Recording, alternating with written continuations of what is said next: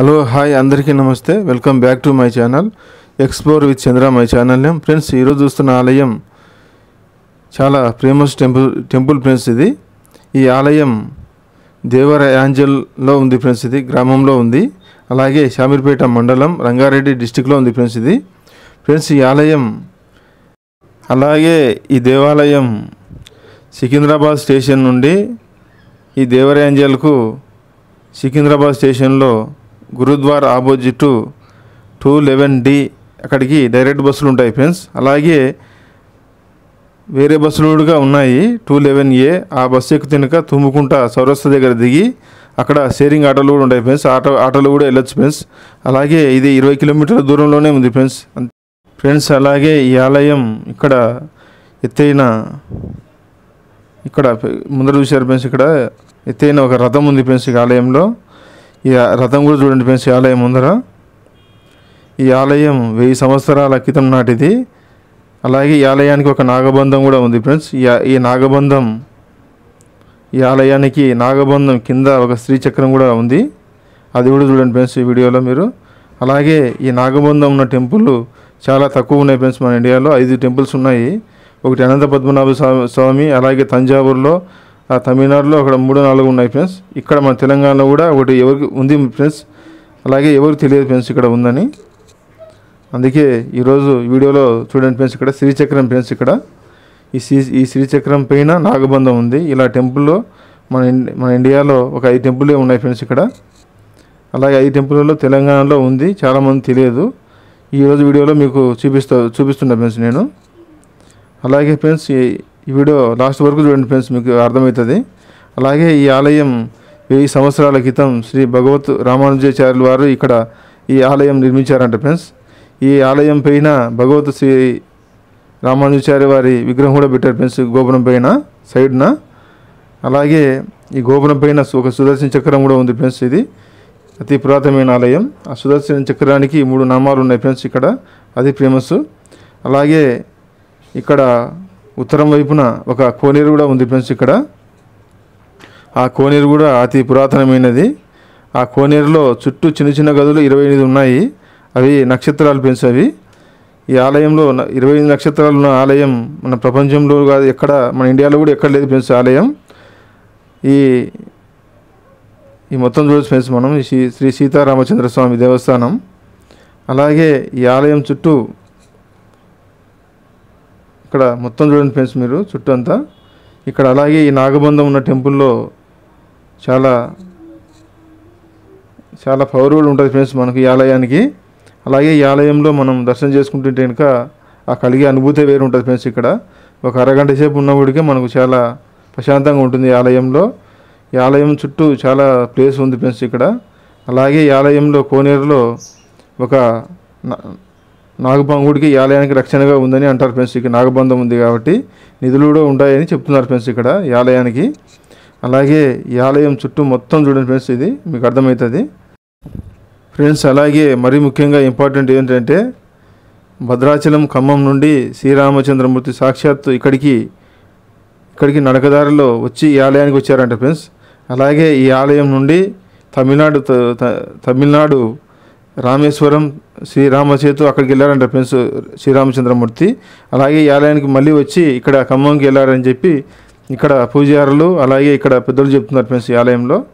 అలాగే ఫ్రెండ్స్ మీరు కంటిన్యూగా ఈ వీడియో చివరి దాకా చూస్తేనే మీకు అర్థమవుతుంది ఫ్రెండ్స్. అలాగే ఈ ఆలయంలో కింద కోనేరు, ఆ కోనేరు ఉత్తర దిక్కు ఉంది ఫ్రెండ్స్. ఈ కోనేరులో 28 గదులు చిన్న చిన్నవి ఉన్నాయి. అలాంటి గదులు ఎక్కడ మరి ఏ గుళ్ళో ఉండదు ఫ్రెండ్స్ ఇక్కడ.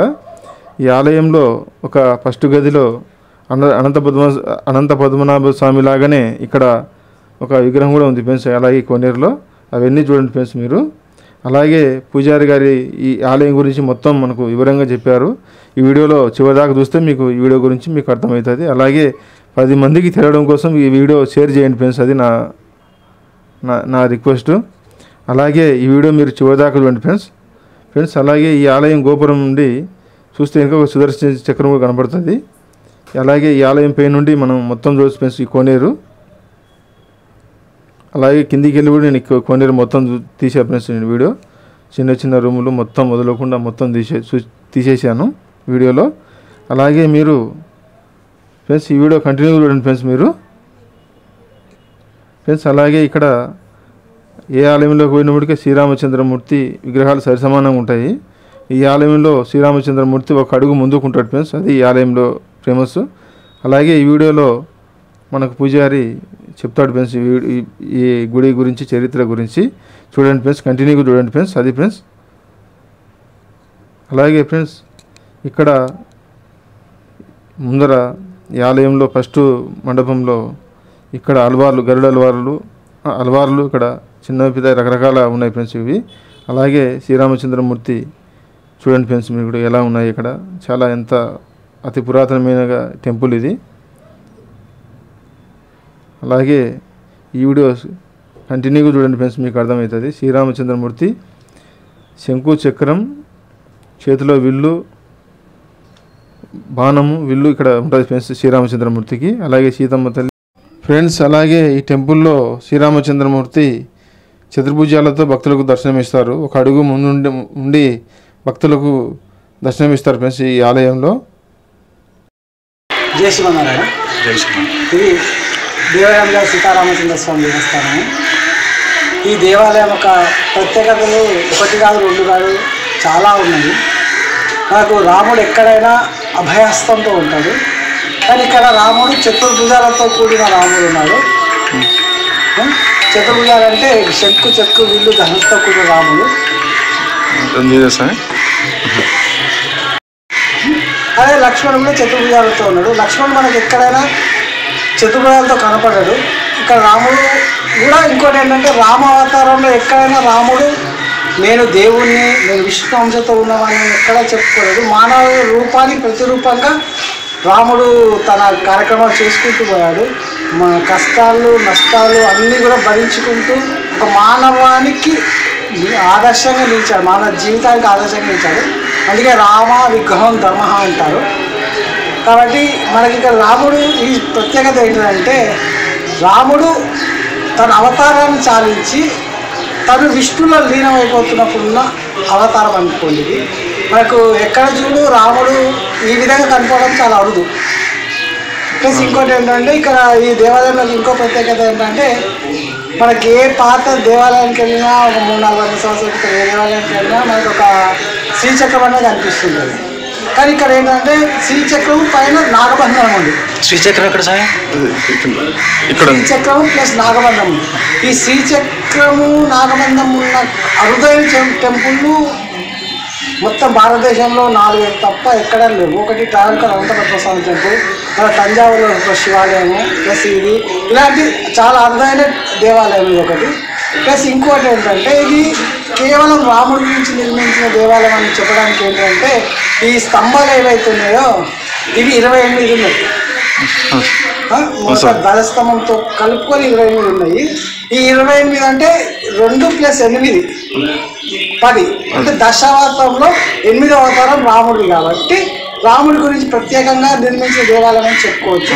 ఇంకోటి మనకి ఏ పాత దేవాలయానికి వెళ్ళినా కానీ 2 గర్భులే కనిపిస్తాయి, ఒకటి అంతరాలయం, ఒకటి గర్భాలయం తప్ప. ఇక్కడ ఏంటంటే మా కళామండపం కూడా ఉండడం ఒక ప్రత్యేకత. ఇక్కడ 3 మండపాలు ఉండడం ప్రత్యేకత. ప్లస్ కోనేరు ఒకటి ఏంటంటే, కోనేరు చుట్టూ చిన్న చిన్న గుళ్ళు ఒక 28 ఉన్నాయి. అవి ఏంటంటే నక్షత్రాలకు సంబంధించిన ఆలయాలు. అవి మనకి ప్రపంచంలో ఎక్కడ కూడా నక్షత్రాలకి ఆలయాలు లేవు. మనకి నవగ్రహాలు దొరుకుతాయి, చాలా కొన్ని చోట్ల సూర్యచంద్రగ్రహాలకు కూడా విగ్రహాలు ఉన్నాయి, కానీ ఎక్కడ కూడా మనకి నక్షత్రాలకు ఆలయాలు లేవు. అట్లాంటిది ఇక్కడ ప్రత్యేకంగా ఇక్కడ నక్షత్రాలకు సంబంధించిన ఆలయం ఉంది. కాబట్టి అది రజాకాలం టైంలో ధ్వంసం అయిపోయింది. కాబట్టి దానికి పునర్నిర్మిస్తామని భక్తుల సహాయంతో నక్షత్ర ఆలయ మండపం నిర్మిస్తున్నాము. ఒకవేళ అది భగవంతుడి కృపా కటాక్షంతో 1 సంవత్సరం 2 సంవత్సరాలు పూర్తయింది అనుకోండి, అది కూడా ఒక ప్రపంచ కాదు. ఇప్పుడు ఎలా అంటే మన సమతామూర్తి విగ్రహం ఎలా అయితే 108 అడుగుల విగ్రహం ఏదైతే ఉందో అది ఒక ప్రత్యేకత నెలకొన్నదో, అలాగే ఇక్కడ కూడా ఒక ప్రత్యేకత నెలకొన్నది. ఇంకోటి అంటే అలాంటి ప్రత్యేకత చెప్పాలంటే కొన్ని చోట్ల ఇప్పుడు మత్స్య నరసింహస్వామి అక్కడ చేపకు నామాలు అదే ఎలా ప్రత్యేకత, ఇక్కడ కూడా అలా ప్రత్యేకత. ఇది కూడా నిజంగా ఒక ప్రపంచంలో ఒక అద్భుతమైన దేవాలయంగా ఉంటుందని నేను విశ్వసిస్తున్నాను.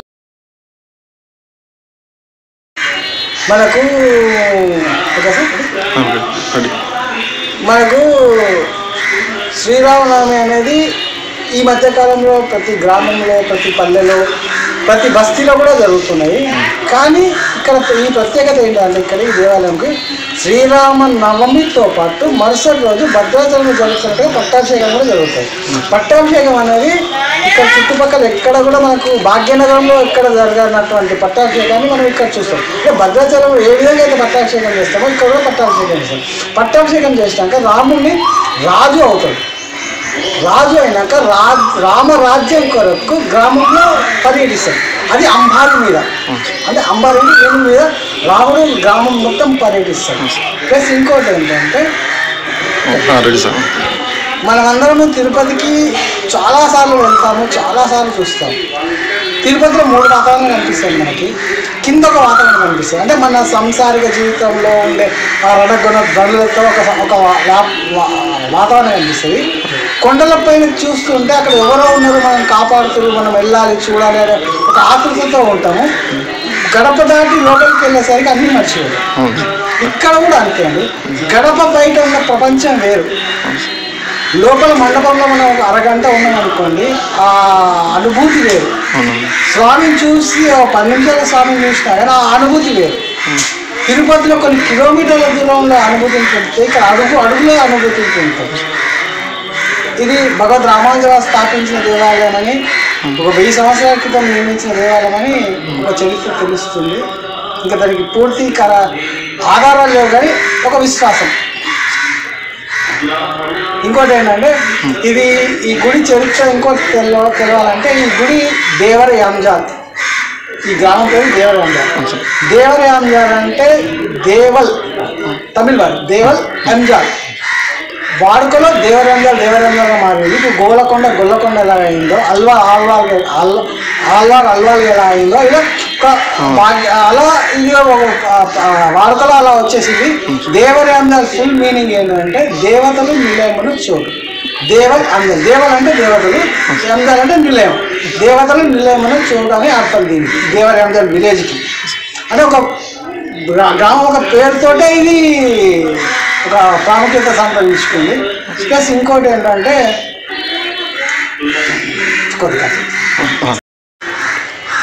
తిరుపతిలో ఎలాగైతే 11 రోజులు బ్రహ్మోత్సవాలు జరుగుతాయో ఇక్కడ కూడా 11 రోజులు బ్రహ్మోత్సవాలు జరుగుతాయి.